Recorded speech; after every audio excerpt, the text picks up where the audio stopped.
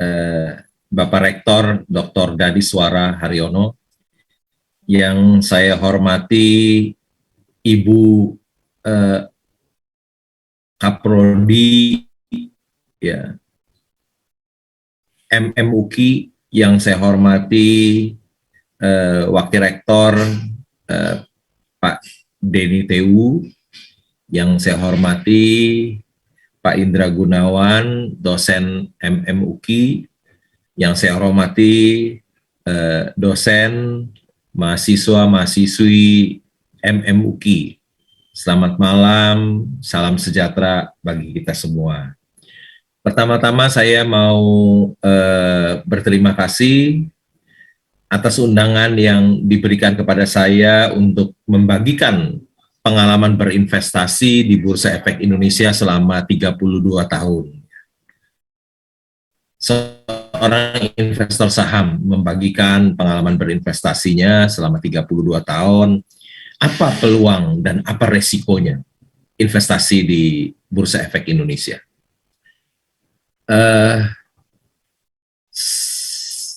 Sebentar saya minta tolong anak saya share screen ya.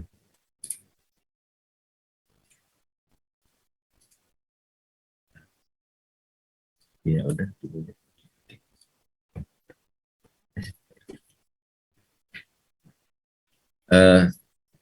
Saya dilahirkan, saya perkenalkan diri saya sedikit, saya dilahirkan di Jakarta 62 tahun yang lalu. Ya.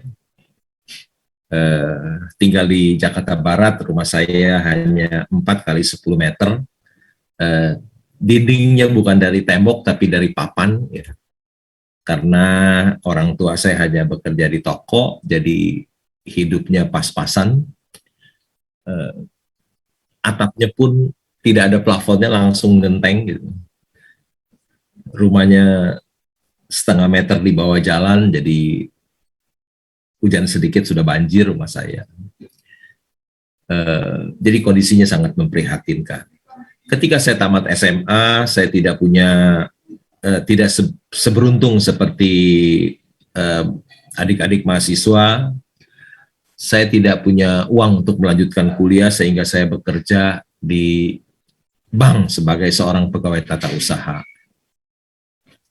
Kemudian saya tahun 79 itu berapa tahun yang lalu ya, 21 tambah 42 tahun yang lalu, saya bekerja, waktu itu gaji pokok 2.700 sebulan, 20.700, uang makan mungkin sekitar 1.300 gitu, jadi mungkin sebulan 50.000 jadi, plus uang makan. Kemudian saya hidup hemat, sederhana, saya kuliah lagi. Saya kuliah di universitas yang tidak punya kampus. Beda sama UKI, ada kampusnya di Salemba. Nah, saya kuliah di universitas swasta yang tidak punya kampus. Dan letaknya itu persis di sebelahnya UKI. Namanya SMA Sekolah PSKD. Ya, jadi kalau pagi, siang itu dipakai sekolah, malam dikontrak universitas. Jadi saya kuliah di situ karena memang itu tidak dipakai untuk malam, jadi kuliahnya remeng-remeng, lampunya gelap gitu.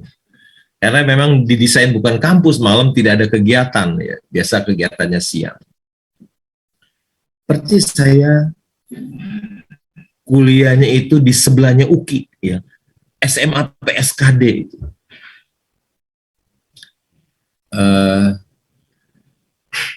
Saya melanjutkan kuliah malam, jadi cukup capek.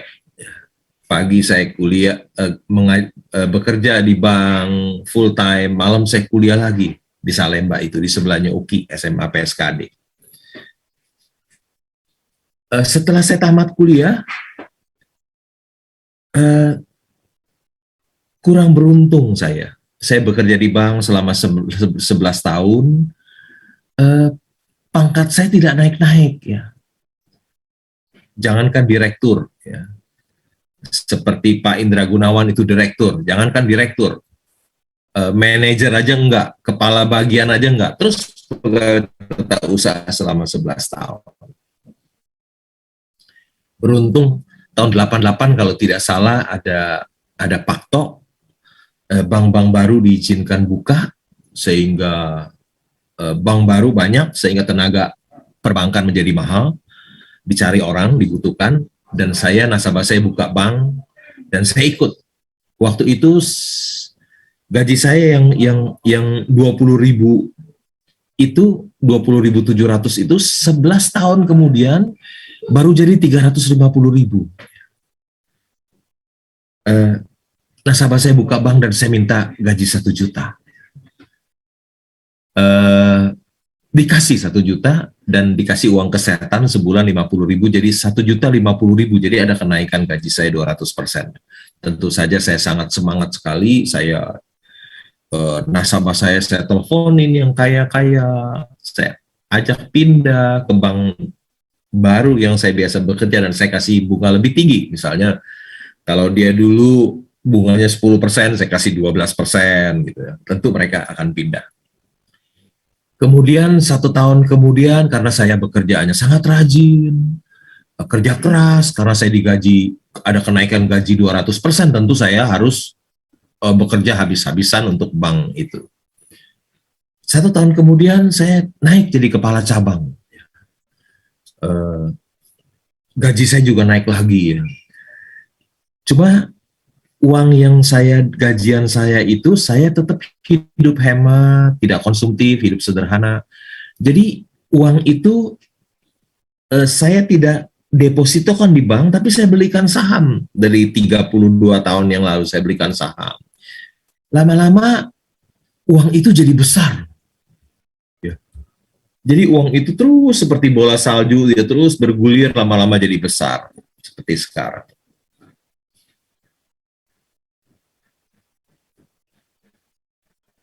Mengapa saya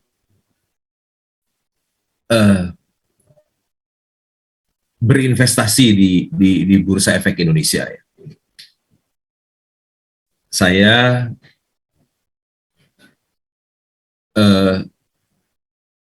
kuliah di universitas yang tidak punya kampus, tidak seperti UKI yang punya kampus yang di Salemba itu, di seberang RSCM. Di sini dikatakan, ada sebuah artikel dari Bloomberg ya, bahwa ada 1% alumni Harvard, itu kira-kira jumlahnya 3.130, yang mempunyai uang 30 juta dolar. Jadi hanya 1% alumni lulusan dari Harvard yang jumlahnya 3.130 itu yang punya uang 30 juta dolar. Kalau kita kasih kalikan 14.000, kira-kira sebesar 420 miliar, ada 1% ya.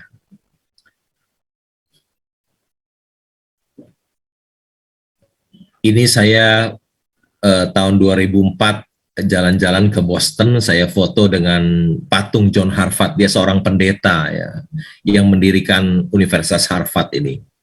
Saya kuliah di Universitas Jakarta yang tidak punya kampus. Setiap malam saya kuliah di gedung SMA PSKD di seberang RSCM yang disewa oleh universitas. Tetapi sekarang saya lebih kaya dari 99% lulusan Universitas Harvard. Berkat Tuhan itu begitu besar dalam hidup saya.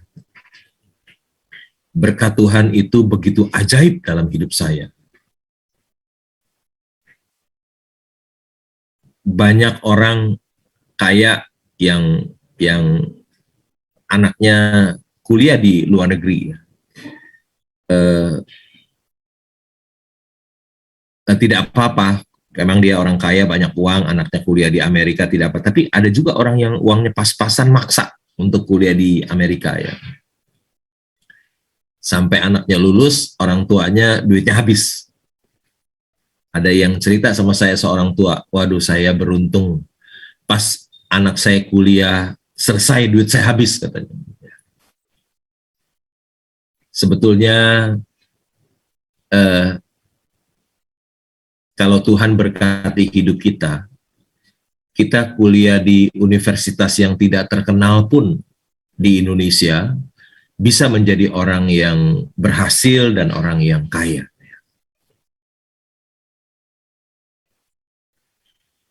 Mengapa saya memilih menjadi seorang investor saham?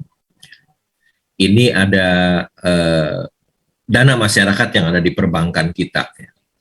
Itu bulan Juli 2021 itu kira-kira nominalnya ada 7.038 triliun. Jumlah rekeningnya ada 359 juta account. Jadi dana masyarakat, dana perusahaan, dana-dana yang ada di perbankan kita itu ada 7.038 triliun. Saya dulu pikir uang yang paling banyak itu adanya di bank. Ketika saya bekerja di bank, ternyata saya keliru. Ini statistik Bursa Efek Indonesia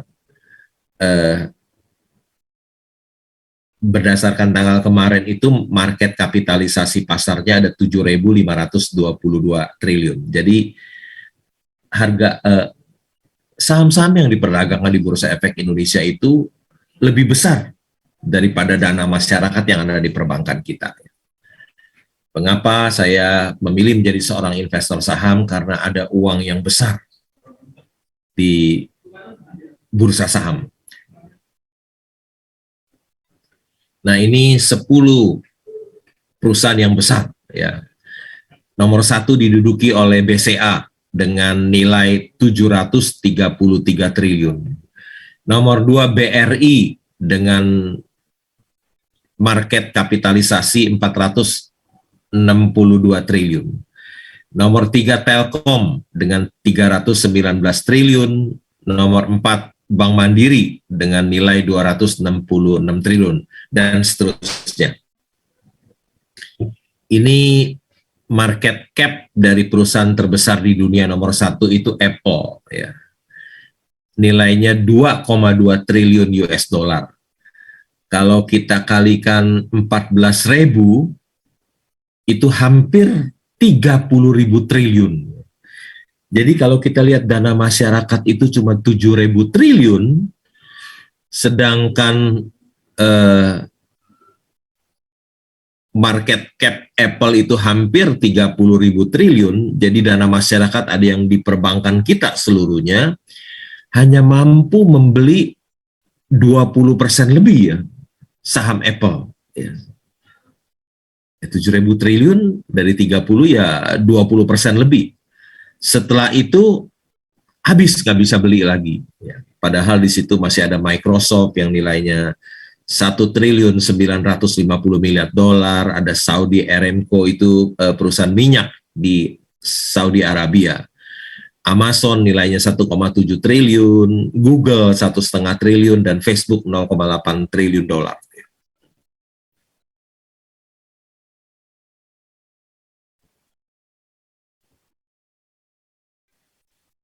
Ada seorang namanya Ronald Wine. Dia mempunyai saham Apple itu 10%.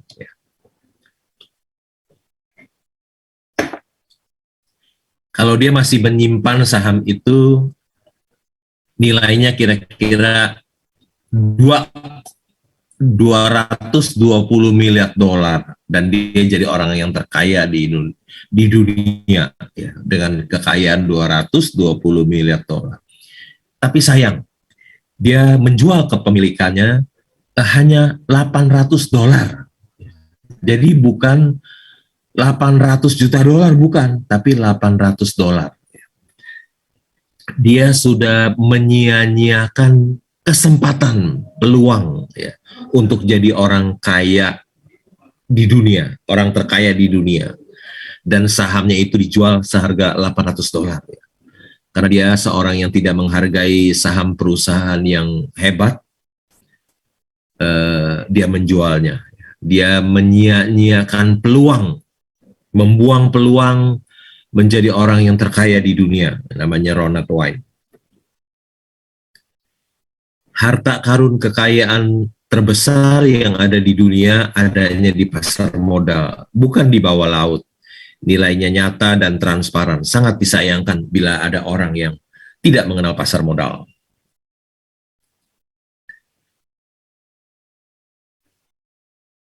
Kalau Bapak Ibu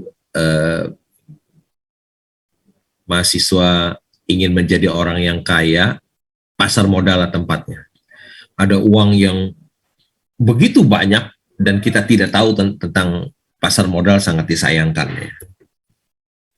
Mengapa saya memilih berinvestasi di pasar modal? Karena perusahaan publik itu menghasilkan produk dan jasa bagi hidup kita. Ini ada Indomie, ada tulisan Arab di situ. Ini saya foto sendiri ketika saya berjalan-jalan ke hipermarket di Abu Dhabi. Ya. Saya foto. Ya. Perusahaan publik itu menghasilkan produk dan jasa bagi hidup kita. Ketika kita bangun pagi-pagi, yang pertama kita lakukan biasanya kita ke toilet. Kita lihat toiletnya mereknya Toto. Oh, itu produk dari perusahaan publik. Habis kita dari toilet biasanya kita minum. Kalau kita tidak minum, mungkin kita bisa dehidrasi. Ya. Kita minum Aqua, dulu itu perusahaan publik yang sekarang sudah going private. Ya. Ada Le Mineral, ada Cleo, dan lain-lain. Ya. Setelah kita minum, kita mandi, kita pakai sabun Lux, kita cuci baju pakai Rinso, kita sikat gigi pakai Pepsodent, kita mandi pakai sabun Lux, itu produk dari Unilever. Ya. Hampir seluruh keluarga di Indonesia pernah pakai produk dari Unilever. Selesai kita mandi, kita makan mie dengan mie yang enak dan murah, sebungkus hanya 3.000 dengan satu telur 2.000, 5.000 sudah enak ya. Itu juga produk dari Indofood ya. Sementara kita makan mie, kita putar TV kita bisa melihat kejadian di seluruh dunia dari TV kita ya. Mungkin kita nonton RCTI, MNC TV, Global TV, atau iNews, itu semua milik dari MNC ya. Yang kebetulan saya pemegang saham terbesar nomor 2 di MNC. Ya. Di Global Mediacom, ya, holding company dari MNC yang punya 4 stasiun TV dan juga ada 9,5 juta TV berbayar, pelanggan 9,5 juta TV berbayar, ya. IPTV, ya. MNC Vision. Sementara kita nonton sarapan selesai, kita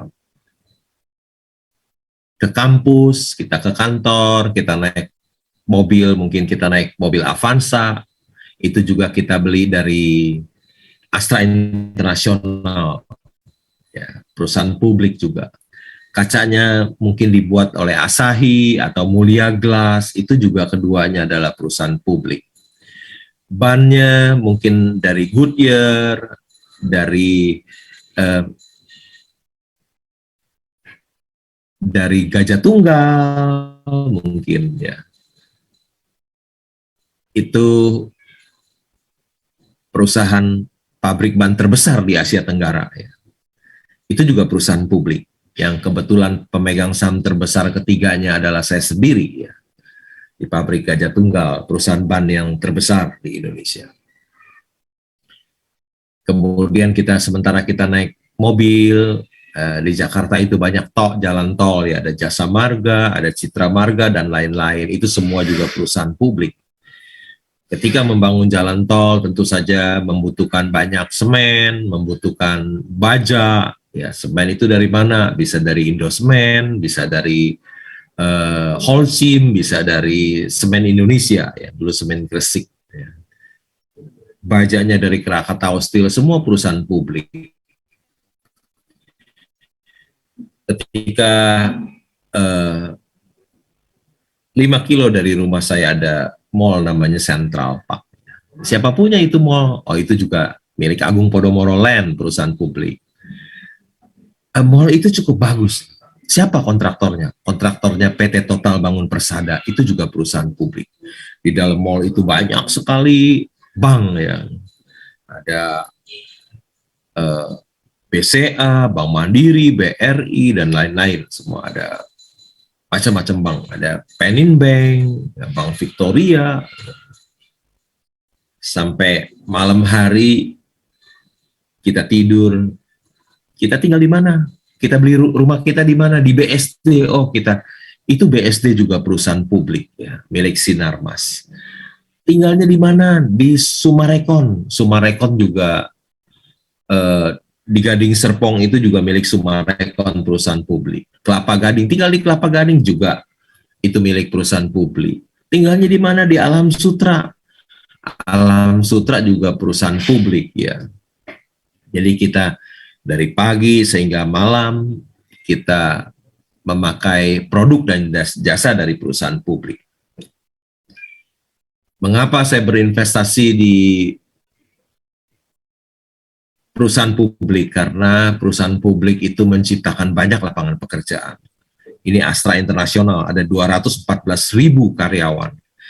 Ada 214.000 yang mendapatkan kesejahteraan dari Astra Internasional. Semakin banyak lapangan pekerjaan tercipta, semakin sejahtera bangsa dan negara kita. Ya. Astra itu baru 214.000. Belum dia punya supplier, dia punya kontraktor, dia punya dealer. Wah, turutannya jadi banyak sekali. Siapa yang layak disebut pahlawan? Kalau dulu orang yang disebut pahlawan itu adalah orang yang berani melawan penjajah Belanda.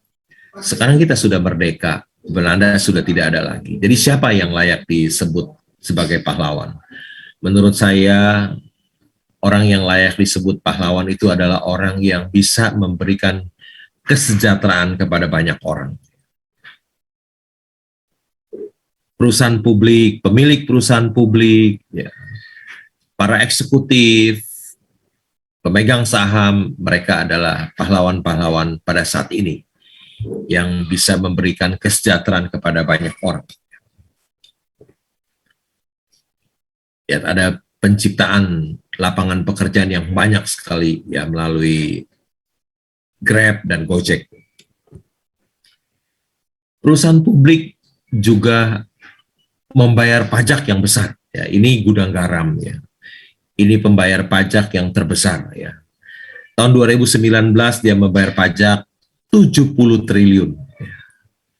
Tahun 2020 80 triliun karena di bawah ada pajak penghasilan lagi ya. Jadi 268 tambah 3 71 tambah 2 itu 80. Ya kira-kira 150 triliun. Luar biasa loh, satu perusahaan rokok ini gudang garam membayar pajak 2 tahun 150 triliun. Pajak dipakai untuk apa?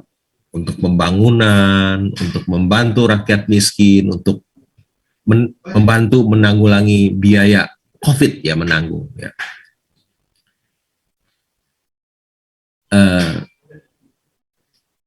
Kalau dulu kita melawan penjajah Belanda, kita sampai bisa mengorbankan nyawa kita. Tapi sekarang tidak perlu lagi karena kita sudah tidak ada penjajah Belanda, tidak perlu lagi sampai mengorbankan jiwa kita. Ya. Cukup bayar pajak yang benar. Itu sudah membuktikan cinta kita kepada negeri tercinta. Ya. Bangga bayar pajak. Ini adalah seorang investor saham yang paling terkenal di dunia bersama dengan Presiden Amerika. Kita banyak orang yang berpendapat bahwa seorang investor saham itu adalah seorang penjudi. Ya. Tapi kita tidak pernah menyadari bahwa ada seorang investor saham juga dia adalah mendapat penghargaan dari Presiden Amerika. Ya. Mengapa saya memilih menjadi seorang investor di Bursa Efek Indonesia? Karena Bursa Efek Indonesia menawarkan imbal hasil tertinggi di antara bursa utama dunia bagi investor jangka panjang. Ya. Saya bersyukur saya ada di dalamnya. Bursa Efek Indonesia sudah terbukti memberikan imbal hasil tertinggi di antara bursa utama dunia bagi investor jangka panjang. Lihat kinerja bursa dunia 10 tahun terakhir, Indonesia yang paling tinggi, punya imbal hasil tertinggi. Saya bekerja di bank 17 tahun. Terakhir saya bekerja tahun 96, dari tahun 79 sampai 96, 17 tahun, tapi saya tidak taruh uang di bank. Karena bunganya kecil, ya inflasi tinggi, ya makin hari uang kita makin kecil kalau kita taruh di bank. Jadi kalau kita taruh di bank dengan bunga yang kecil, uang kita tambah kecil, jadi sebetulnya kita kalau taruh uang di bank kita membuat diri kita miskin secara pelan-pelan, digerogoti oleh inflasi. Saya juga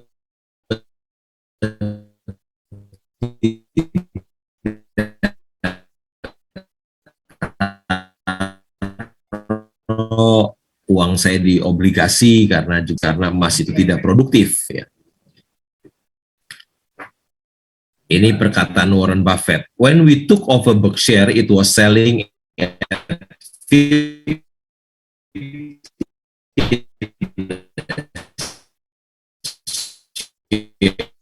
and gold was selling at 20. Tapi tahun 2009 emas baru 1.250 dan saham Berkshire 305.000 ya.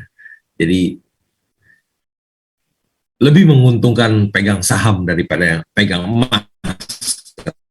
Warren Buffett, Berkshire Hathaway. Saya juga tidak memegang dolar ya.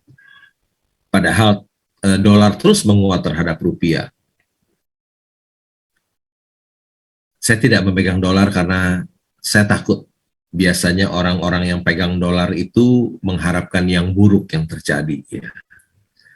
Kalau sesuatu yang buruk yang terjadi, rupiah melemah dan dolarnya menguat dan dia untung. Ya. Jadi saya tidak mau memegang dolar karena nanti saya jadi mengharapkan yang buruk yang terjadi. Beda dengan orang yang pegang saham, dia selalu memegang, mengharapkan yang baik. Ya. Kalau sesuatu yang buruk terjadi, maka harga sahamnya hancur. Contohnya ketika bulan Maret ya ada pandemi tahun lalu, harga saham langsung hancur, ya. Hancur. Jadi dia selalu mengharapkan yang baik, COVID bisa selesai, ekonomi menguat, negara aman dan stabil, daya beli meningkat, baru harga-harga sahamnya bisa naik. Ya. Saham yang diperjualbelikan di bursa membuka kesempatan bagi para investor bermodal kecil untuk bisa memiliki perusahaan besar. Mengapa? Karena dengan memiliki saham berarti kita ikut memiliki perusahaan tersebut. Ya. Kita kalau disuruh membangun perusahaan sebesar Astra Internasional, sebesar Gudang Garam, sebesar BCA, sebesar yang lainnya, mungkin kita tidak mampu. Karena apa? Karena uang kita terbatas, kemampuan kita terbatas. Tapi adanya Bursa Efek Indonesia memungkinkan kita, masyarakat yang uangnya terbatas, kemampuannya terbatas, dapat memiliki perusahaan yang hebat. Nah, sekarang kita sudah tahu rahasianya untuk memaksimalkan keuntungan investasi. Saham is the best.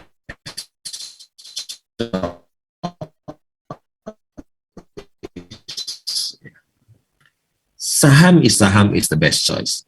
Tetapi kalimat ini masih tidak dipercayai oleh 99 masyarakat kita. Saham is the best choice. 99 masyarakat kita masih menaruh uangnya di bank atau dibelikan properti. Ya.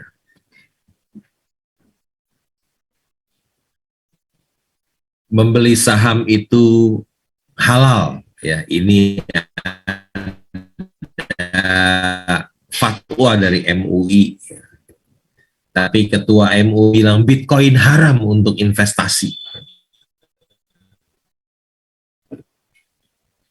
Ini Mark Zuckerberg ya.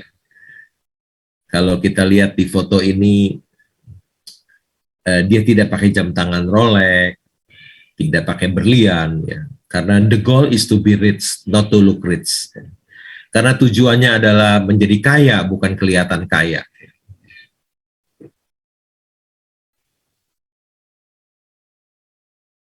Ini ada Mike Tyson ya. Dia dulu orang susah, tapi berhasil menjadi juara tinju dunia. Ketika dia menjadi juara tinju dunia, dia mengumpulkan uang kira-kira 400 juta dolar, itu kira-kira 5,6 triliun. Tapi karena hidupnya suka konsumtif,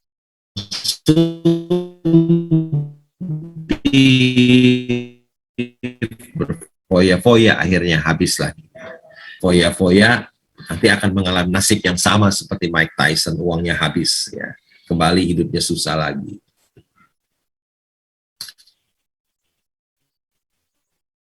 Ini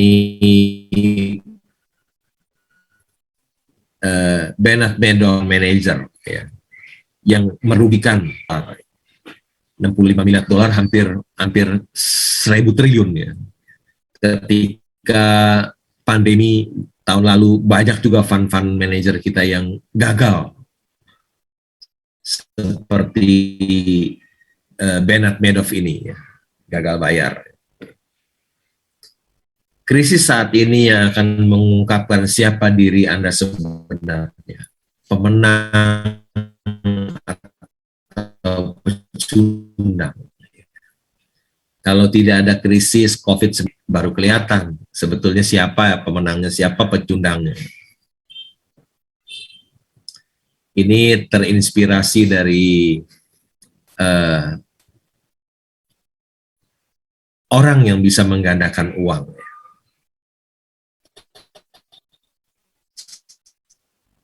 Orang yang tidak dapat menggandakan uang mencari pengikut sebanyak-banyaknya untuk dimanfaatkan agar ia menjadi kaya, bukan pengikutnya yang kaya. Tetapi orang yang dapat menggandakan uang tidak mau pengikut seorang pun. Saya tidak mempunyai pengikut seorang pun. Ketika kita membeli saham, kita harus tahu, kenali apa yang akan dibeli dan beli apa yang kita kenali. Kita harus tahu apa yang kita beli. Jangan beli kucing dalam karung.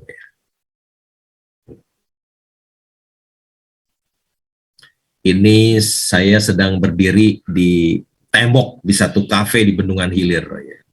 Di situ ada kata-kata Tuhan Maha Pengampun, tetapi bursa saham tidak kenal belas kasihan. Bursa tidak pernah memberi ampun kepada orang yang tidak memahami saham apa yang dibelinya. Jadi kalau ini resiko, ya, kalau dia tidak tahu apa yang dia belinya, bursa tidak kenal belas kasihan kepada orang tersebut ya. Ini resiko. Resikonya kalau kita membeli sesuatu yang kita tidak tahu, ini resikonya. Bursa tidak kenal belas kasihan dan tidak memberi ampun kepada orang yang tidak tahu apa yang dia beli. Apa saja sih yang harus kita ketahui? Ya. Jangan pernah membeli saham perusahaan yang dikelola orang yang tidak jujur dan tidak berintegritas. Kalau Anda mempercayakan uang Anda kepada orang seperti ini, uang Anda akan habis. Jadi pertama, kita harus melihat manajemen perusahaan itu apakah dikelola orang yang jujur dan orang yang berintegritas. Kalau perusahaan itu dikelola orang yang tidak jujur, yang suka mengambil uang perusahaan, tentu beresiko tinggi. Jadi kalau kita, resiko itu datang ketika kita membeli satu perusahaan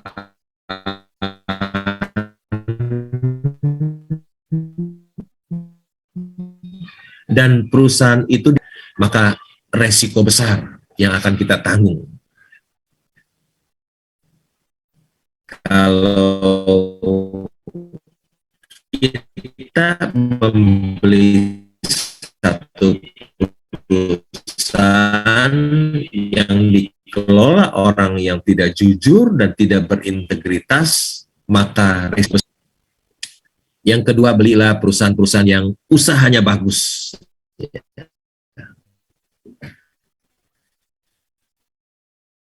Ini salah satu contoh bisnis.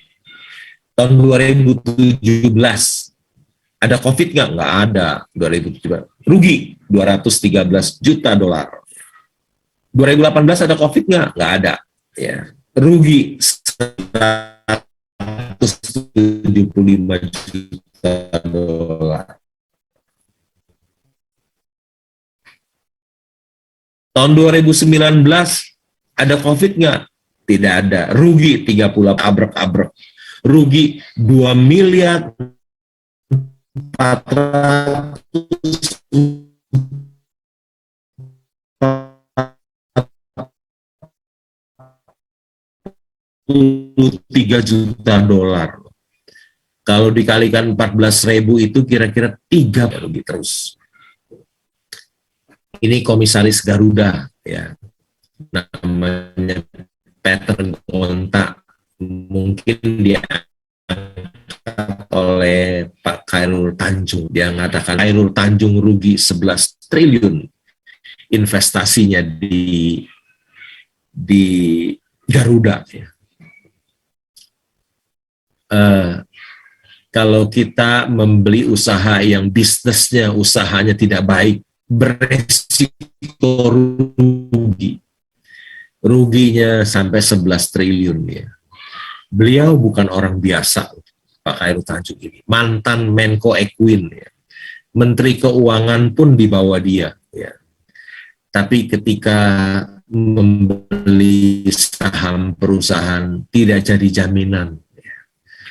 Kalau tidak jadi jaminan, kalau kita membeli satu perusahaan yang usahanya buruk, itu sangat beresiko rugi. Ya, sampai mantan Menko Equin pun rugi 11 triliun karena berinvestasi di perusahaan yang usahanya tidak baik, tidak bagus. Ini perusahaan yang sangat bagus sekali, ya, perusahaan yang untung besar, ya, perusahaan yang bagus sekali. Ini modalnya 5 triliun, ekuitasnya, jumlah ekuitas tahun 2020 4,9 triliun. Kita anggap 5 triliun lah. Itu 140%. Ya. Mungkin hampir tidak ada ya perusahaan yang ROE-nya 140% ini. Perusahaan yang super bagus sekali karena hampir seluruh keluarga di Indonesia pakai produk Unilever. Kalau kita memiliki perusahaan yang untung besar, kita seperti memiliki mesin pencetak uang. Kalau kita memiliki perusahaan yang untung besar, kita seperti memiliki mesin pencetak uang. Kalau kita cetak uang, tapi kalau kita memiliki perusahaan yang untung besar, sama saja kita memiliki mesin pencetak uang. Dalam kurun waktu 35 tahun, kinerja Unilever Indonesia terus melesat. Jika seorang investor membeli 1.000 lembar saham pada IPO seharga 3.175 per lembar, saat ini nilai investasinya bernilai 5 miliar. Kalau 35 tahun yang lalu, ini peluang. Kalau 35 tahun yang lalu, kita membeli saham 1.000 lembar, saham Unilever harganya 3.175, jadi investasi kita 3.175.000. Kalau kita tidur saja, kita lupakan sahamnya. Kita bangun, uang kita yang 3.175.000 itu berubah jadi 5 miliar. Ini peluang, ya, peluang membeli perusahaan wonderful company. Ya. Kalau kita membelinya hanya 3.175. Gimana kalau kita belinya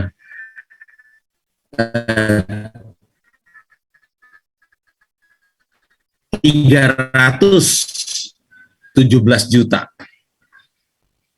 Setelah kita beli 307, kita tidur saja, hidup santai setiap hari. Ketika 35 tahun kemudian kita lihat investasi kita jadi berapa? Jadi 500 miliar. Ini bukan impuls efek Indonesia. Ini peluang. Peluang untuk menggandakan uang dengan santai. Peluang. Ini biasa yang disukai oleh kaum milenial, nggak kerja tapi kaya. Ya begini harus beli perusahaan wonderful company, disimpan. Kemudian jadi kaya kita. Very simple, ya, sederhana, begitu mudah. Kerjanya cuma apa? Cuma tidur dan hidup santai. Ketika kita sudah memiliki saham perusahaan yang hebat, yang terbaik adalah tidur. Investor saham yang tidur bukan saja akan mendapatkan cuan yang besar, tidur juga bisa meningkatkan imunitas, sehingga bisa terhindar dari COVID-19. Belilah perusahaan yang bertumbuh, ini contoh BCA ya. Udah untungnya besar, tiap tahun tambah besar ya. Tahun 2016 labanya 20 triliun, 2017 23 triliun, 2018 25 triliun, 2019 28 triliun, 2020 COVID jadi turun sedikit ya dari 28 triliun labanya. Growing. Belilah perusahaan yang valuasinya murah ya. Ini contoh, bukan rekomendasi membeli atau menjual, tapi ini contoh kasus saja. Contohnya Bank CIMB, harga sahamnya 985 ya. Nilai buku per sahamnya itu 1647. Jadi price to book hanya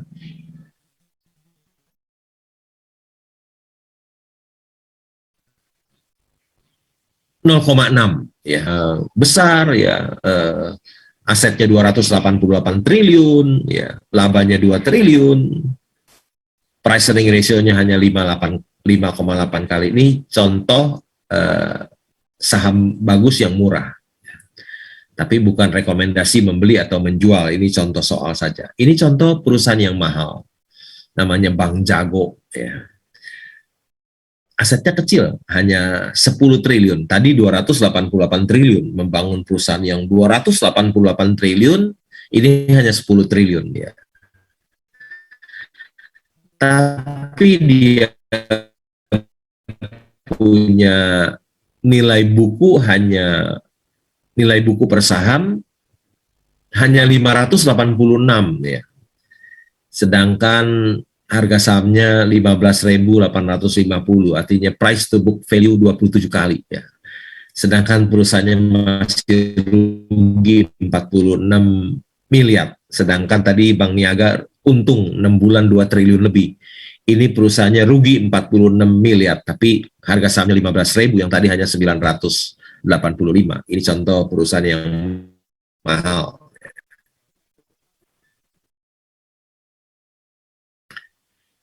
Saya ketiga, nomor 3 di Indonesia ya, PT Kideko Jaya Agung. Tahun 2016 harga batu bara rendah sekali, tidak seperti sekarang lagi all time high $180 per ton. Ini waktu itu $50 per ton ya, tahun 2016.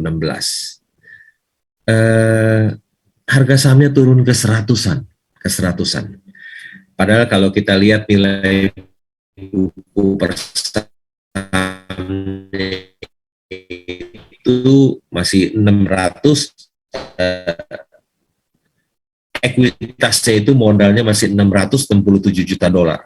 Kalau kita kali 14, jumlah sahamnya 5,2 miliar lembar. 5,2 miliar lembar kalau kali 100 baru 520 miliar. Kita membeli perusahaan tambang batu bara ini 520 miliar, tapi perusahaan ini masih punya modal 10 triliun. Berarti ini salah harga sekali ya. Nilai buku per sahamnya 1.600, harga sahamnya 100. Jadi price to book hanya 0,0, nggak sampai 0,1 ya, 0,06.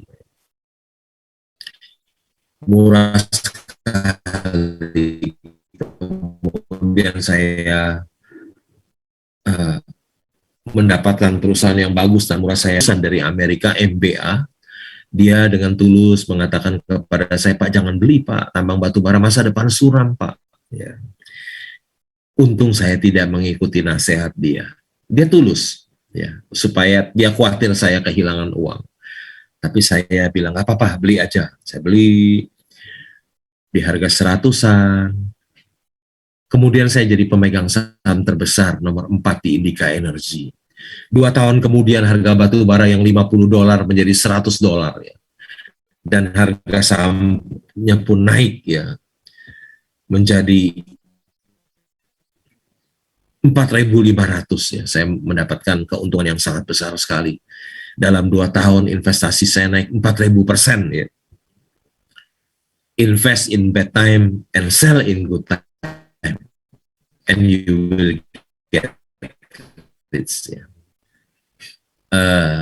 Ini kalimat bisa bikin kita invest in bad time, berinvestasi di waktu yang tidak baik ya. Dan jual di waktu yang baik dan kamu akan jadi kaya. Waktu situasi tidak baik kita membeli, semua barangnya jadi murah ya. Semua orang pada nggak mau, jadi kita dapat barang murah. Kita bisa dapat Mercy yang dijual harga Avanza. Di dunia nyata tidak ada orang sebodoh itu yang mau menjual Mercy-nya di harga Avanza, tapi di bursa banyak ya.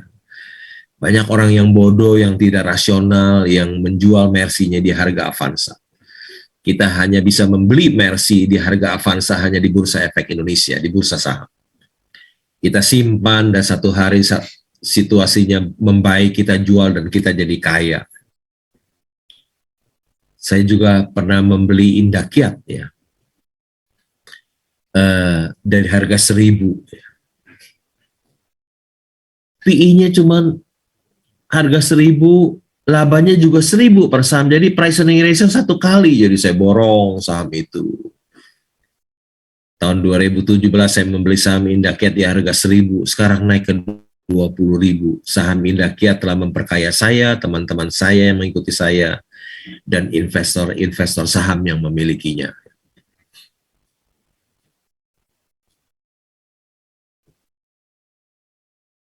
Ini ada seorang koruptor yang bilang, wah, uang korupsi saya kalah banyak. Oh pasti. Seorang koruptor itu tertangkap tangan, banyak yang kita lihat di TV itu uangnya kecil-kecil. Ya. Ditangkap, malu, ya, masuk TV, masuk koran, masuk media sosial. Sedangkan seorang investor saham itu dapat uang yang besar sekali. Oleh karena itu, para mahasiswa, janganlah kita berpikiran ingin menjadi seorang koruptor, buang jauh-jauh itu. Lebih baik kita menjadi seorang investor saham, ya.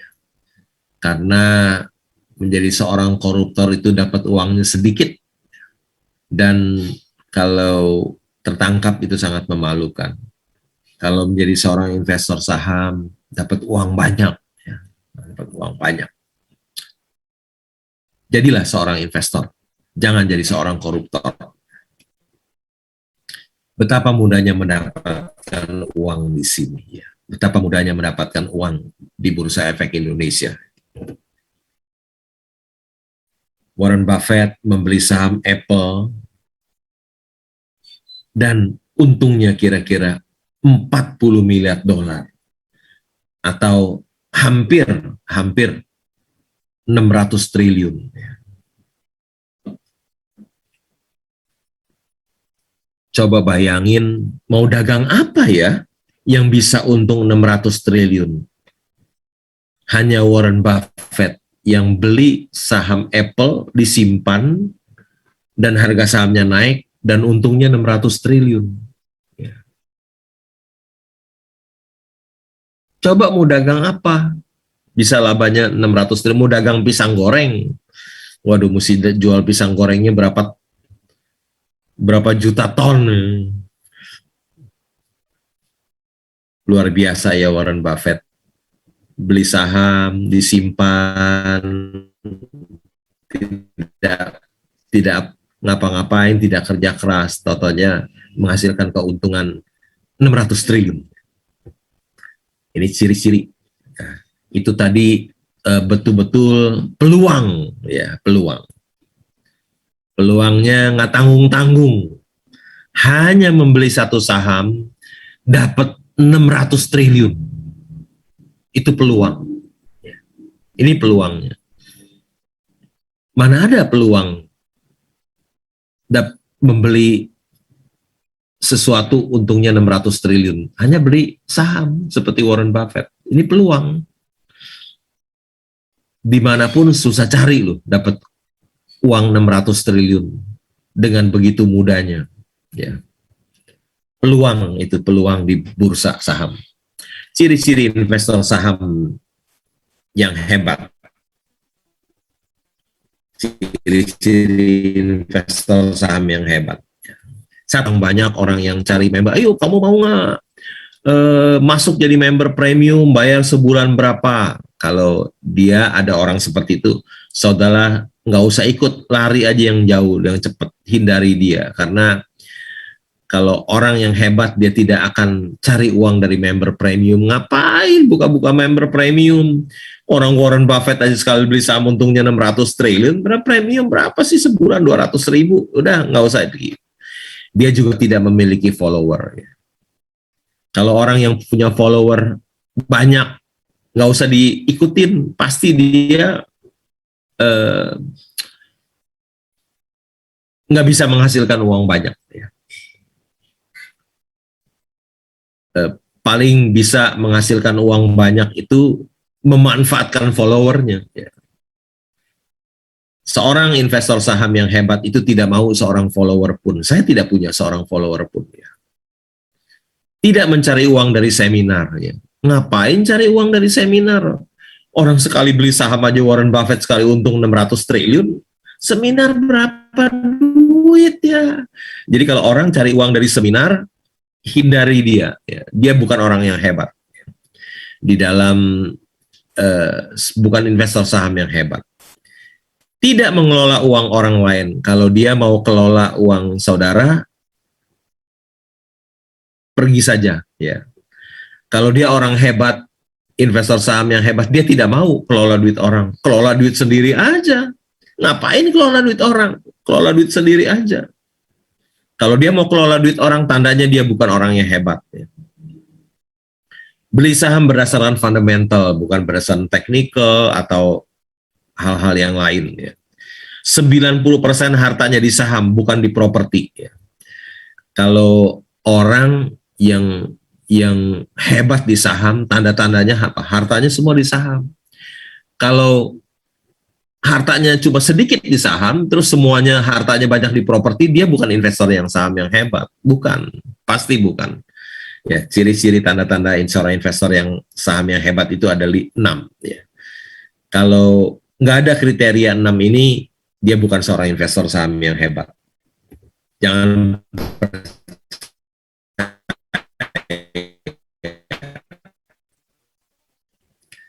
saya pernah mengunjungi Kaltim Primakol, ya, diundang datang. Ini tambang batu bara terbesar, harga batu bara lagi $180, pasti untungnya gede sekali. Ya.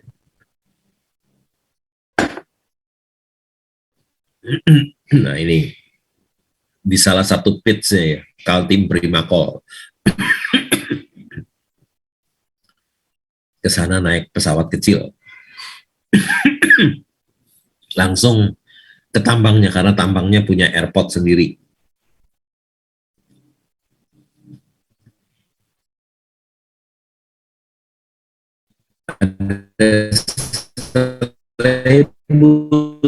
Satu strategi investasi, dan ini yang karya Washington, ia suka tidur. Suatu hari ia tidur di bawah sebuah pohon dan baru bangun 20 tahun kemudian setelah mendusin, ia menyadari bahwa segala sesuatu telah berubah. Istrinya yang galak dan para sahabatnya telah meninggal. Ini strategi investasi yang terbaik ya. Ada saatnya ketika kita tidak mengerjakan apapun merupakan satu bentuk kecerdasan investasi.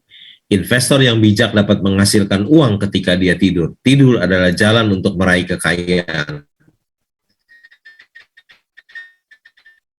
Tidak bertindak adalah suatu tindakan yang bagus jika kita sudah memiliki saham perusahaan yang hari ini. Ada saatnya ketika tidak mengerjakan apapun merupakan suatu bentuk kecerdasan investasi.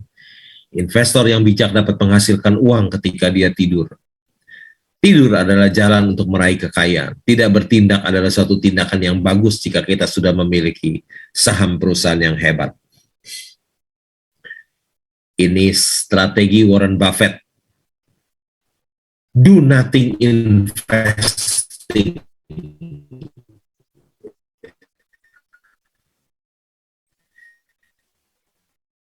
Do nothing investing artinya tidak mengerjakan apapun, ya. Tidur aja. Or do nothing investing. Mereka tidak melakukan apapun. Ya. Strategi investasi Warren Buffett, tidur itu kaya. Ya. Our portfolio show little change. We continue to make more money when snoring than when active. Ya. Dikatakan portofolio sahamnya Warren Buffett itu hanya berubah sedikit, ya. A little change. We continue to make more money when snoring than when active. Kita mendapatkan uang lebih banyak ketika ngorok daripada kita sedang aktif. Ya, ini pun adik-adik Mas Yoso nggak pernah dengar ini. Warren Buffett itu mendapatkan uang lebih banyak ketika dia ngorok daripada dia bekerja. Kita mempunyai rekening BCA. Tahun 2021 tahun yang lalu IPO BCA 1.400 per saham. Ya. Tanggal 31 Mei 2020. Sudah split 3 kali. Ya, jadi 1, jadi 2, 2 jadi 4, 4 jadi 8. Yang dulu 1 jadi 8. Nah, ini sekarang mau lagi split lagi, 1 jadi 5. Jadi 8 kali 5, 40. Ya. Mau di split lagi. Jadi yang dulu 1.400 sekarang jadi 40 saham. Sekarang harga sahamnya 32.800 tanggal kemarin. Jadi 32.800 kali 8 itu 262.400. Untungnya berapa? 18.642%. Ini peluang. Ini peluang. Kalau kita membeli BCA, kita dapat peluang yang sangat bagus. Ini bukan rekomendasi membeli atau menjual. Ini contoh saja tentang peluang. Ya. Kalau kita beli 1.400 saham BCA 21 tahun yang lalu, sekarang jadi 262.400. Kalau kita membeli saham ini 1,4 miliar, ya, kita beli saham BCA 1,4 miliar, itu 1 juta saham. Sekarang jadi 262 miliar.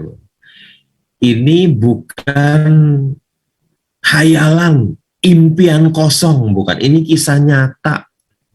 Boleh tanya orang BCA semuanya, benar apa enggak perkataan saya. Beli 1.400 per saham, 21 tahun kemudian jadi 242.400. Kalau kita beli 1 juta saham 1,4 miliar, kita tidur saja, uang kita jadi 262.400.000.000. Ya. Ini peluang menjadi kaya dari investasi saham BCA. Ini Jeff Bezos, orang terkaya di dunia nomor 1. Ya. 172.000% returnnya. Ya. Kalau kita beli saham Amazon. Ya. In 1997, a couple bought 2 shares of Amazon for their 12-year-old son. Fast forward 24 years and those 2 shares are now worth 81.000, ya.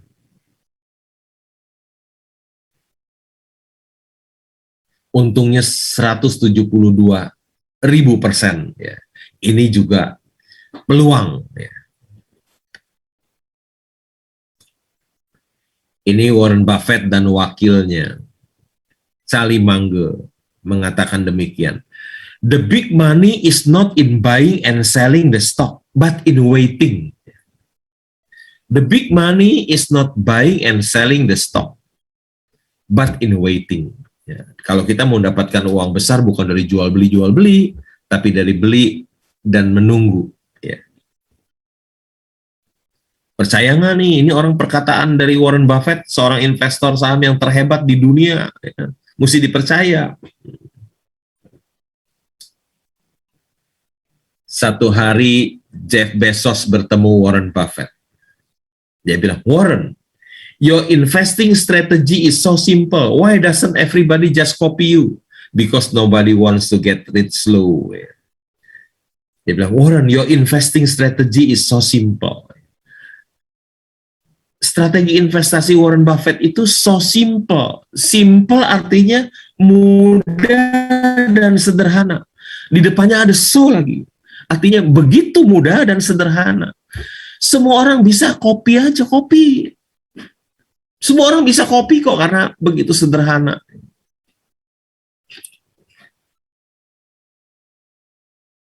Gampang loh menjadi orang yang kaya di bursa saham itu. Karena strategi investasi sangat sederhana. Beli wonderful company, kemudian tidur. Itu aja.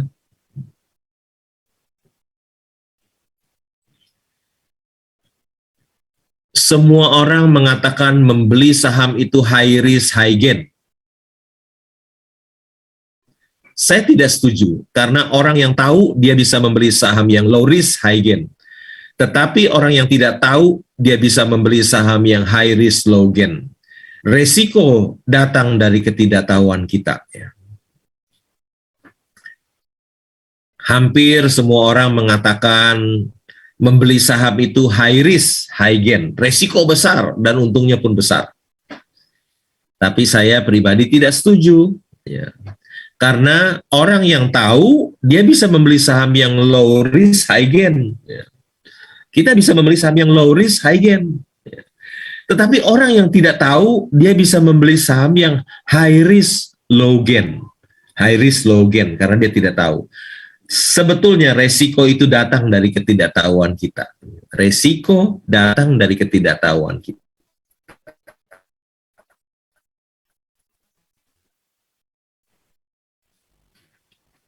Ini ada Rudy Hartono, ya.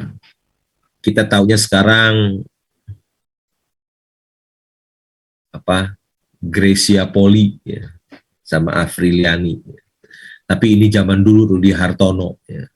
Apa rahasia kesuksesan Rudy selain berteknik tinggi dan bermental juara? Rudy selalu siap bertanding dalam waktu yang panjang. Investor saham bisa disamakan dengan atlet, tidak sekedar punya teknik skill yang bagus dalam memilih saham, tapi juga stamina atau staying power. Ya. Saya tidak mempunyai hutang. Kenapa saya tidak mau berhutang? Karena orang yang berhutang ketika krisis datang seperti pandemi COVID-19 akan mengalami kesulitan dan kebangkrutan. Tetapi orang yang tidak mempunyai hutang akan kuat bertahan. Di dalam analisa saham ada dua pendekatan, technical dan fundamental. Analisa fundamental memperhatikan kondisi kandang dan kesehatan sapinya. Sapi adalah analogi untuk perusahaan dan kondisi kandang adalah kondisi pasar modal. Analisa technical hanya memperhatikan pergerakan ekor sapi. Ekor adalah analogi untuk harga saham. Baginya kondisi kandang dan sapinya tidak penting, bahkan mungkin ia tidak peduli apakah sapinya sakit atau lagi bete. Yang penting ekornya bergerak naik turun. Ya. Ini buku Intelligent Investor yang pernah dibaca oleh Warren Buffett, karangan gurunya Bayham. Di situ ada dikatakan tentang technical, pendekatan technical. Dia bilang, we do not hesitate to declare that this approach is as fallacious as it is popular. Ya. Kami tidak ragu untuk menyatakan bahwa pendekatan technical itu fallacious. Fallacious itu artinya tidak benar, keliru, dan menyesatkan.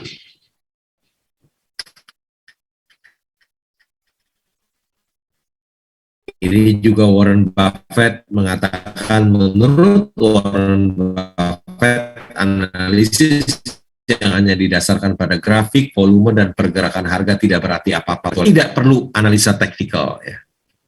Dia bilang, I realized that technical analysis didn't work. Ya.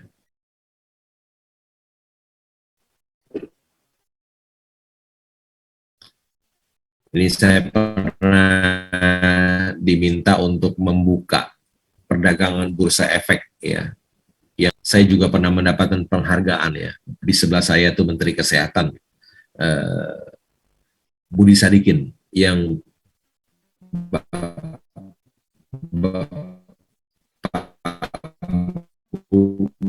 Budi Sadikin yang sebelah kanan saya itu orang yang rambutnya gondrong, ya. Wakil Presiden Direktur Indofood dan seterusnya. Setelah sukses berinvestasi saham, Lo Keng Hong menikmati hidup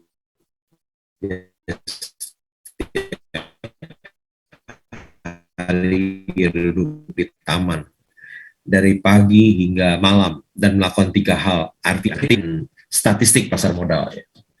Karena penulis buku itu dan yang gambar tidak pernah ke rumah saya, jadi gambarnya keliru, keuangan, lihat TV, Bloomberg, CNBC, dan lain-lain.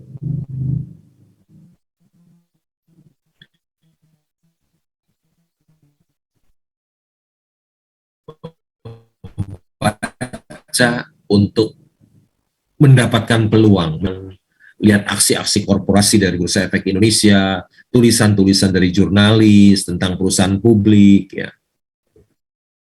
Sebuah patung inspiratif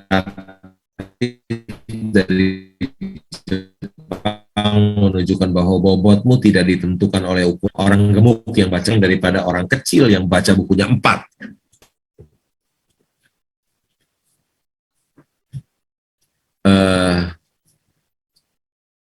Ada pepatah bahasa Indonesia mengatakan membaca adalah jendela dunia.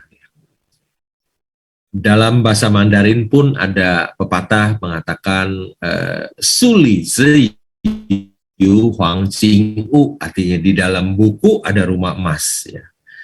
Orang yang banyak membaca dia jadi banyak tahu.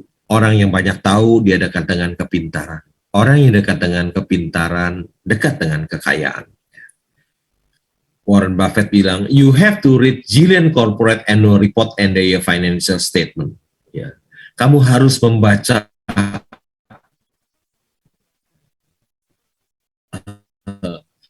annual report dan laporan keuangan sebanyak-banyaknya. Ya. Ini kunci sukses. Saudara ingin mendapatkan peluang, bacalah laporan keuangan dan annual report sebanyak-banyaknya. Ya. Untuk mendapatkan peluang, ada di laporan keuangan dan annual report. 100 tahun tapi masih dibutuhkan, ya. Warren Buffett mengatakan, if you don't find a way to make money while you sleep, you will work until you die. Kalau engkau tidak bisa menghasilkan uang ketika tidur, Anda harus bekerja sampai mati. Dikatakan di sini, ya, ada 5 hal yang saya tidak punya. Saya tidak punya kantor, tidak punya pelanggan satupun, tidak punya karyawan satupun secara langsung, tapi secara tidak langsung banyak, ada ribuan, ya, dari perusahaan-perusahaan yang saya miliki. Tinggal dibagi aja persentase karyawan saya jadi beribu-ribu, ya. Tapi secara langsung saya tidak punya karyawan seorang pun, tidak punya bos satupun, tidak punya partner satupun, dan tidak punya hutang 1 rupiah pun, ya. Seorang yang tidak punya bisa menjadi seorang triliuner tanpa kantor, tanpa pelanggan satupun, tanpa karyawan satupun, tanpa bos satupun, tanpa partner satupun, tanpa hutang satupun, ya. Berkat Tuhan itu begitu ajaib buat saya. Saya orang yang tidak punya bisa menjadi seorang triliuner tanpa itu semua, ya. Berkat Tuhan itu begitu besar dalam hidup saya. punya harta melimpah, ada satu hal yang tidak bisa dibeli oleh miliarder ini. Warren Buffett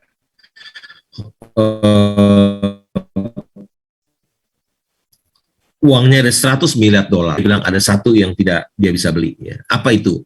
Dia bilang dia tidak bisa beli waktu. Ya. Waktu bukan uang. Waktu lebih bernilai daripada uang. Uang yang kita belanjakan bisa kita cari lagi, tapi waktu kita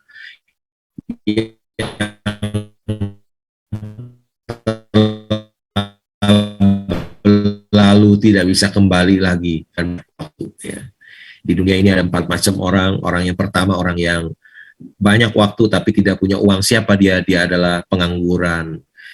Yang kedua orang yang banyak uang tapi tidak punya waktu. Siapa dia? Dia adalah pengusaha dan para eksekutif. Yang ketiga adalah orang yang tidak punya waktu dan tidak punya uang. Siapa dia? Dia adalah karyawan yang gajinya kecil, UMR ya. Dia bekerja setiap hari sibuk, habis bulan duitnya habis. Yang keempat adalah orang yang bukan hanya banyak uang, tapi juga dia punya banyak waktu. Siapa dia? Dia adalah seorang sleeping investor, seorang sleeping shareholder. Ya. Dia bisa memiliki keduanya. Berbahagialah seseorang yang bisa memiliki banyak uang dan banyak waktu. Nikmat sekali ya. Ada pepatah yang mengatakan time is money. Itu keliru ya. Harusnya time is more valuable than money. Waktu itu lebih bernilai daripada uang. Berbahagialah seseorang yang bisa bukan hanya mempunyai banyak uang, tapi juga banyak waktu luang. Being rich is having money, being wealthy is having time. Ya, katanya waktu saya dipakai untuk berjalan-jalan keliling dunia saja. Ya. Ini saya sampai di Tanjung Harapan, Cape of Good Hope ya, di Afrika bagian paling selatan ya. Tempat ini terkenal di buku sejarah atau mungkin geografi ada, kita baca dulu waktu SD ada tempat Tanjung Harapan. Saya pergi ke sana jauh sekali, ya. Afrika paling selatan, ternyata sampai ketemu dengan stick kesukaan dari Warren Buffett, stick goret ya, di tempat biasa Warren Buffett duduk, private room di sana ya. Saya pernah diundang makan oleh kandidat presiden yang kalah oleh Obama, John McCain, itu istrinya ya, diundang makan malam di Jakarta ya. Seorang investor saham bisa diundang oleh istri dari seorang kandidat presiden Amerika yang kalah dari Obama, John McCain ya.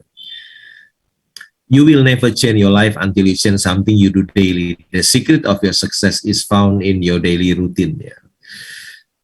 Kunci suksesmu terletak dari apa yang kau lakukan setiap hari. Ya. Jadilah pelaku pasar modal yang berintegritas dan beretika, maka Anda akan dihormati masyarakat. Ini dia idola saya, investor saham yang sukses dan terhormat, tidak tipu sana-sini. Ya. Pemerintah menganjurkan agar melakukan study and work from home. Ternyata ini sudah saya lakukan selama 25 tahun. Ya. Ini dibuat tahun 2020, sekarang 2021 jadi 25 tahun. Ya. Orang-orang work from home setahun lebih, udah setengah mati, saya sudah seperempat abad work from home. Ya. Apa sih peluang menjadi investasi di saham? Peluangnya, kalau Anda berinvestasi di saham, Anda berpeluang mendapatkan uang 100 miliar dolar. Itu peluangnya. Contohnya sudah ada Warren Buffett. Kekayaan Warren Buffett tembus 100 miliar dolar. Kalau Anda mahasiswi UKI bertanya apa peluangnya berinvestasi di saham, peluangnya Anda berpeluang mendapatkan kekayaan 100 miliar dolar. Kalau Warren Buffett bisa mendapatkan 100 miliar dolar, Anda pun bisa. Itu peluangnya. Anyone who is not investing now is missing a tremendous opportunity. Carlos Slim pernah jadi orang terkaya di dunia. Ya. Dia pernah mengatakan, siapapun yang tidak berinvestasi sekarang kehilangan kesempatan yang luar biasa. Ya.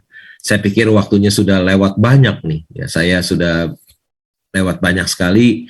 Saya akhiri presentasi saya sampai di sini. Semoga bisa bermanfaat dan bisa memberikan inspirasi bagi adik-adik mahasiswa semuanya. Sekian, terima kasih. Saya kembalikan kepada Pak Indra Gunawan. Halo, terima kasih sekali. Waduh, saya semakin mendengarkan lama semakin menyesal. Waduh, nggak ngapain dari dulu ngumpulin duit untuk beli saham gitu Pak ya. Tapi saya pikir ini suatu hal yang luar biasa yang kita dengarkan dari Pak Lo. Original, genuine, langsung pengalamannya begitu dahsyat. Pak Lo, ada beberapa pertanyaan dari para peserta malam hari ini. Mungkin nanti bisa mendapatkan jawaban langsung dari Bapak gitu ya. Ya, silakan Pak. Ya. Dari Pak Yusuf Rombe, dia bilang bahwa mata uang Indonesia, rupiah, adalah salah satu mata uang dalam kategori soft currency, mata uang yang lemah yang mungkin mudah terdampak oleh mata uang yang lain. Tetapi Pak Lo tadi bilang bahwa Pak Lo lebih memilih berinvestasi di Indonesia, bursa saham Indonesia, bukan di bursa saham lain, mungkin misalnya Nasdaq atau New York Stock Exchange atau di mana gitu. Mohon tanggapannya Pak. Itu yang pertama. Kemudian ada salah satu penanya yang menyatakan bahwa mengapa saham Unilever terus turun? Padahal tadi Bapak sampaikan bahwa ini adalah perusahaan yang luar biasa. Mungkin itu dulu Pak Lo, mohon tanggapannya, terima kasih. Ya, saya tadi mata uang yang lemah ya, tapi saya tidak berani pegang dolar, karena biasanya kan tadi saya sudah jelaskan orang yang pegang dolar itu biasanya suka mengharapkan yang buruk yang terjadi ya. Kalau sesuatu yang buruk terjadi, tentu rupiah jadi melemah dan dia jadi untung dia pegang dolar. Saya khawatir saya jadi orang seperti itu, jadi mengharapkan yang buruk terus, jadi saya nggak berani pegang dolar. Meskipun saya tahu dolar selalu menguat terhadap rupiah. Saya tidak ada keinginan berinvestasi di luar. Ya. Saya hanya mau berinvestasi di Indonesia saja. Saya tidak mau berinvestasi di luar. Ya. Tidak ada keinginan saya berinvestasi, membeli saham di Nasdaq atau di Wall Street, tapi saya hanya berinvestasi di Bursa Efek Indonesia. Ya. Begitu Pak. Terima kasih Pak Lo. Penanya yang lain dari Pak Stephen Mesah Pak. Dia bilang bahwa sekarang ini kan era teknologi. Sehingga kalau kita lihat saham-saham di Bursa Indonesia pun yang berbau teknologi, ini naiknya dahsyat. Kayak Bank Jago, kemudian ada juga sekarang mungkin Bukalapak juga baru rilis. Tanggapan Pak Lo gimana? Apakah ini sesuatu yang buat Pak Lo saham teknologi, ini adalah atau hal-hal yang berbau digital itu suatu hal yang menarik atau seperti apa? Mohon tanggapannya Pak Lo. Terima kasih. Saham teknologi itu selain saya tidak kuasai, ya saya kan gaptek, saya ngetik di komputer aja belum bisa, seumur hidup pernah ini dibantu anak saya ya yang ada di samping saya menemani saya. Kedua, saham teknologi itu saya lihat valuasinya mahal-mahal sekali, mahal sekali.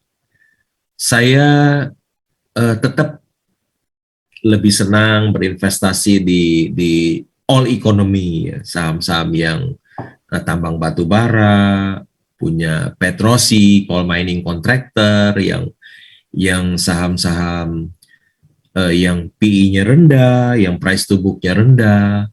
Saya nggak mungkin tadi beli Bank Jago yang price to book 27 kali, ya nggak mungkin. 27 kali aset 10 triliun, sedangkan ada bank CIMB price to book hanya 0,6, tadi 27 kali ini hanya 0,6, terus perusahaannya udah untung 2T, Bank Jago rugi, harga sahamnya tadi 15.000, nggak mungkin saya beli. Ya. Saya tetap tidak mau ikut-ikutan. Ya. Orang lain beli, silakan beli. Ya. Tapi saya tidak mau.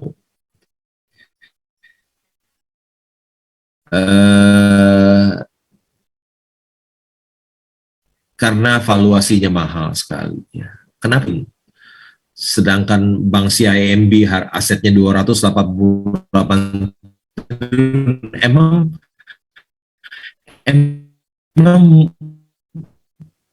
gampang tuh aset bank 10 triliun naik jadi 200. Ini Mercy yang dijual harga Avanza, bukan sebaliknya Avanza yang dijual harga Mercy. Jadi saya tetap tidak mau sentuh saham teknologi, tapi kalau saudara mau sentuh, orang-orang sentuh silakan saja. Ya. Saya tetap tidak mau investasi yang valuasinya mahal, karena itu sangat beresiko buat saya. Saya selalu adalah orang yang menghindari resiko, cari aman. Saya selalu investasi yang low risk, high gain.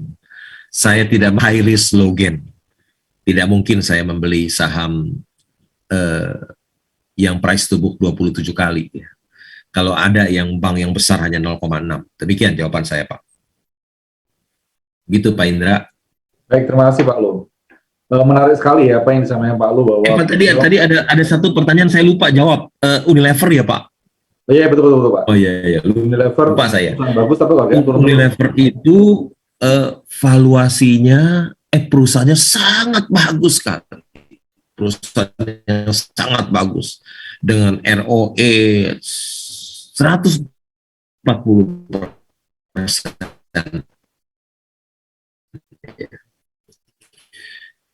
Hampir produknya dipakai di seluruh keluarga di Indonesia. Tapi kenapa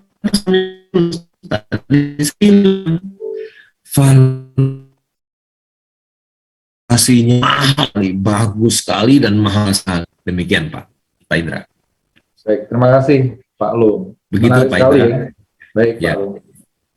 Menurut saya penjelasan Pak Lu sangat menarik bahwa Pak Lu sangat konsisten bahwa pertama di perusahaan yang benar-benar Bapak tahu saja Bapak mau masuk. Tadi walaupun perusahaan teknologi lagi booming begitu Pak ya, bahkan kalau kita bicara di Nasdaq Stock Exchange gitu ya, Bank, Facebook, Apple, Amazon, Netflix, Google ini punya valuasi sekitar lebih dari 3 triliun US dollar gitu ya, lebih dari 10% dari US stock market. Dan kalau di Indonesia tadi ada beberapa perusahaan teknologi yang mulai ada di pasar, ada Bang Jago dan macam-macam lah itu. Tapi Bapak tetap konsisten bahwa kalau tidak terlalu mengerti industrinya dan perusahaannya mungkin lebih baik stay away begitu Pak. Terima kasih Pak. Ini ada pertanyaan lagi Pak dari Ibu Yunita Permatasari. Mungkin terkait dengan kasus yang lagi hot Pak, Evergrande di Cina, perusahaan konstruksi nomor 2 di Cina yang lagi gagal bayar gitu Pak ya, bangkrut. Ada tanggapan Pak, apakah dia bertanya apakah kondisi ini akan bisa mempengaruhi bursa efek Indonesia Pak? Mohon tanggapannya Pak. Apa tadi Pak pertanyaannya Pak? Evergrande perusahaan konstruksi nomor 2 di RRT yang bisa lagi kolaps gagal bayar nih Pak. Apakah mungkin kondisi Evergrande itu ya. Ya, apakah bisa mungkin mempengaruhi kondisi bursa Indonesia, Pak? Mohon tanggapannya, Pak.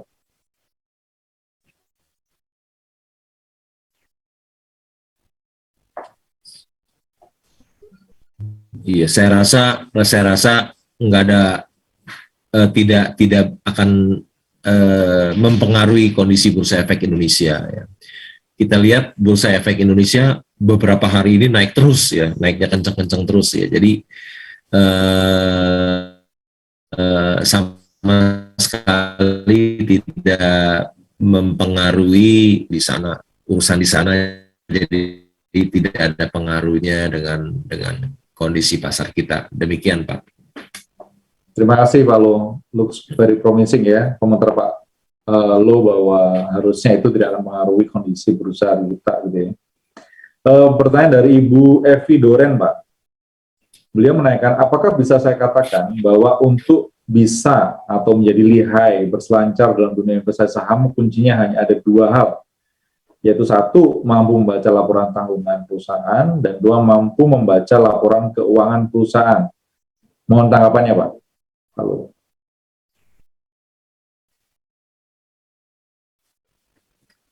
eh, mem- mampu membaca laporan keuangan itu sangat penting ya, sangat perlu ya.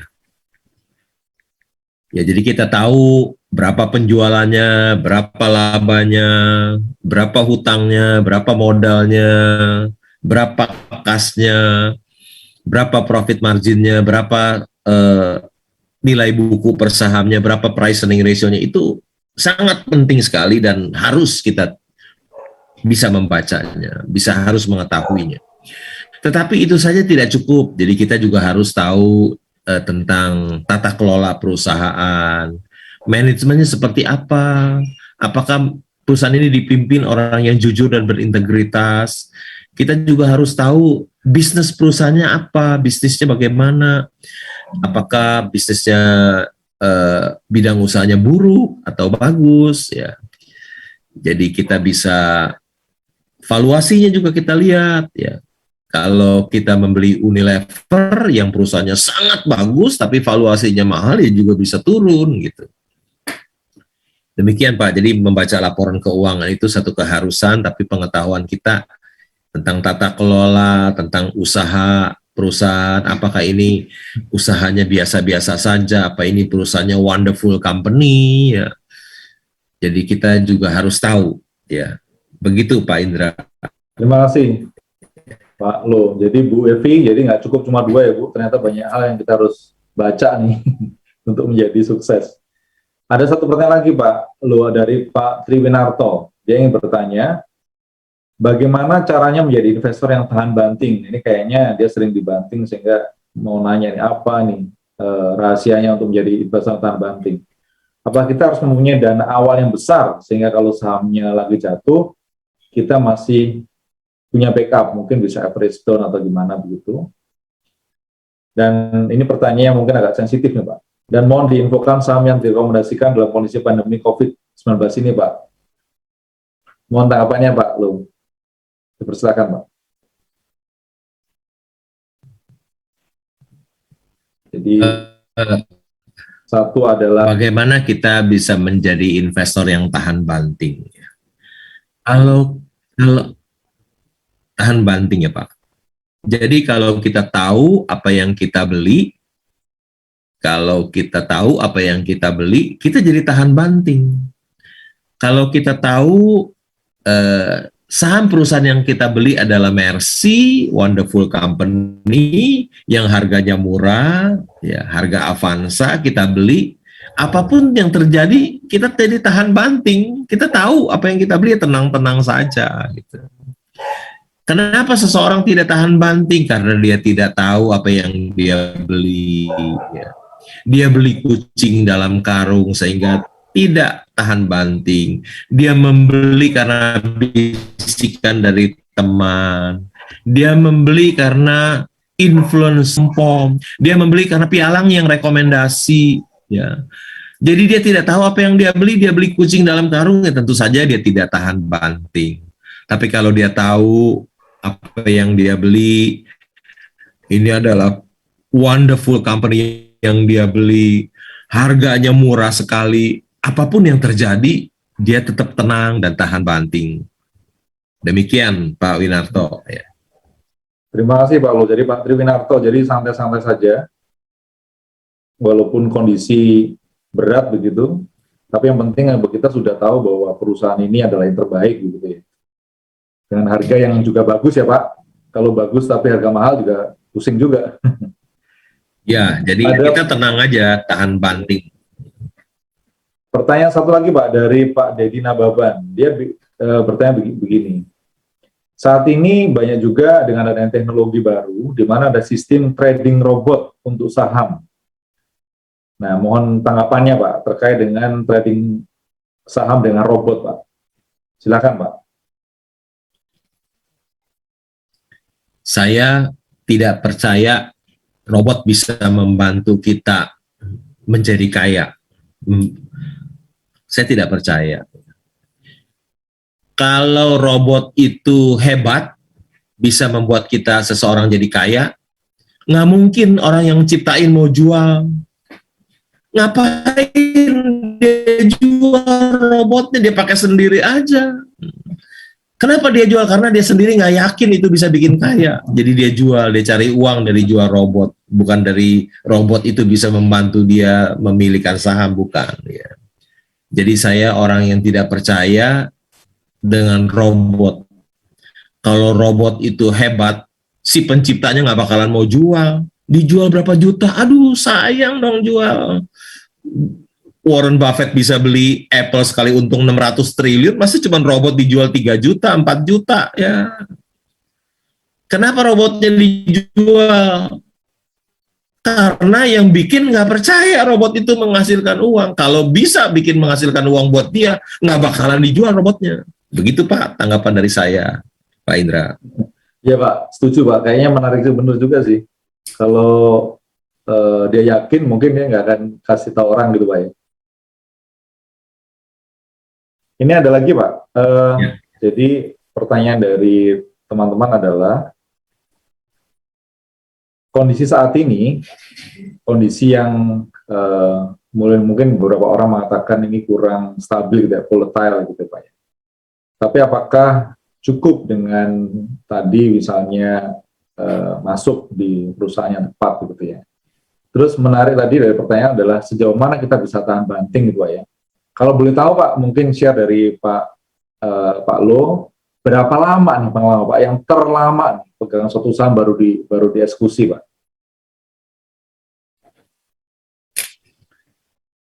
Terlama ya Pak ya.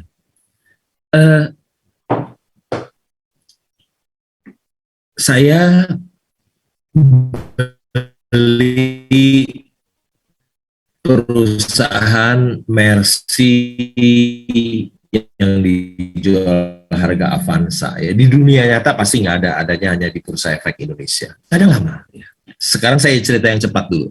Saya beli Indika Energy tahun 2016.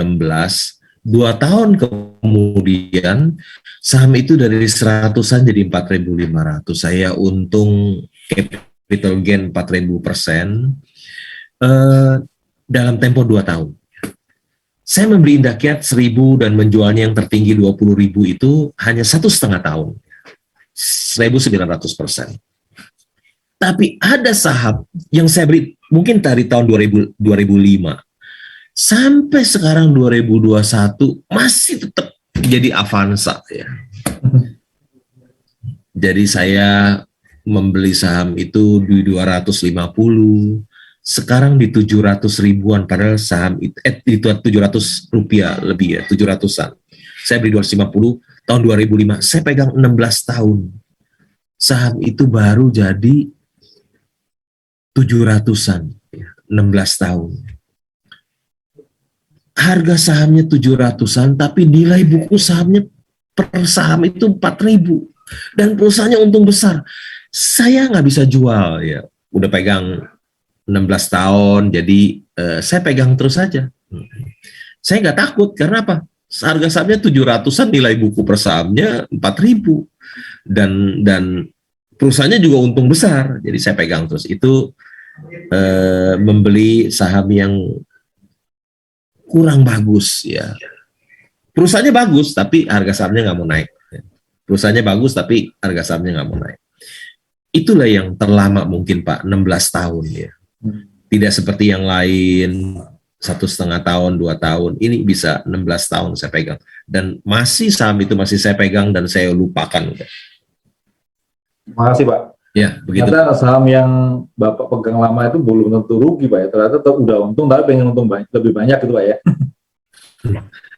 Tapi kan naiknya cuma 200% Pak, pegangnya 16 tahun. Nggak seperti pegang Indika 2 tahun 4.000%. 40%, gitu. Nah itu tuh.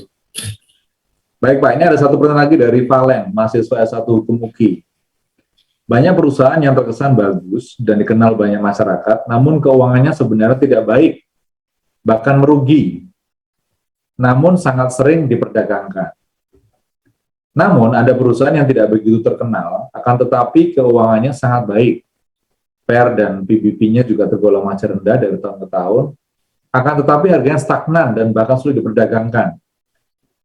Gimana Pak pandangan Pak Lo terkait hal ini Pak? Perusahaan jelek, harga sahamnya naik. Ya. Perusahaan bagus, harga sahamnya nggak naik. Ya. Ya memang dalam jangka pendek bisa terjadi seperti demikian. Dalam jangka pendek bisa. Perusahaan yang rugi, harga sahamnya naik. Perusahaan yang untung, harga sahamnya tidak naik. Dalam jangka pendek bisa terjadi demikian. Tapi dalam jangka panjang